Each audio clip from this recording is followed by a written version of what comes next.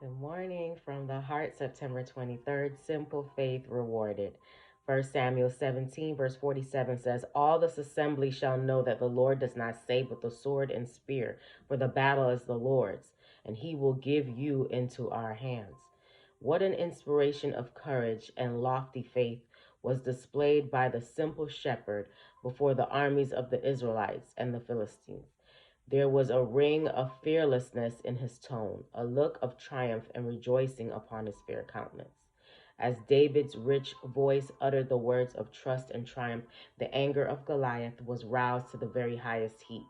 In his rage, he pushed up the helmet that protected his forehead and rushed with determined hatred to wreak vengeance upon his opponent. The son of Jesse was preparing for his foe. Both armies were watching with the most intense interest. And it came to pass when the Philistine arose and came and drew near to meet David, that David hasted and ran toward the army to meet the Philistine.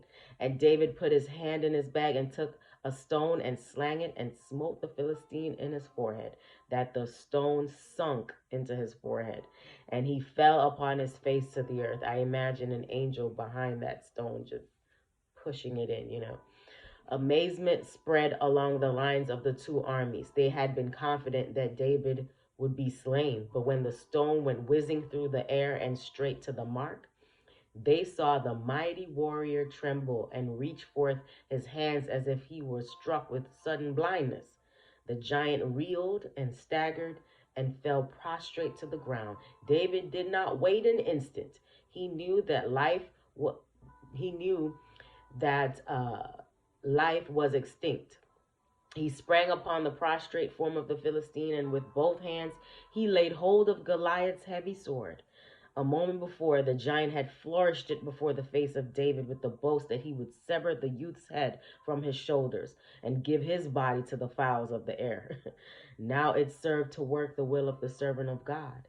It was lifted in the air, and then the head of the boaster rolled from his trunk, and a shout of exultation went up from the camp of Israel. The Philistines were smitten with terror. They knew that the day was lost.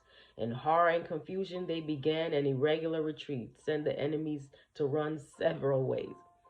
The triumphant Hebrews rushed after their retreating enemies, and they pursued the Philistines until they came to the valley and to the gates of Ekron. And David took the head of the Philistine and brought it to Jerusalem, but he put his armor in his tent. What giants will the Lord have you slay today?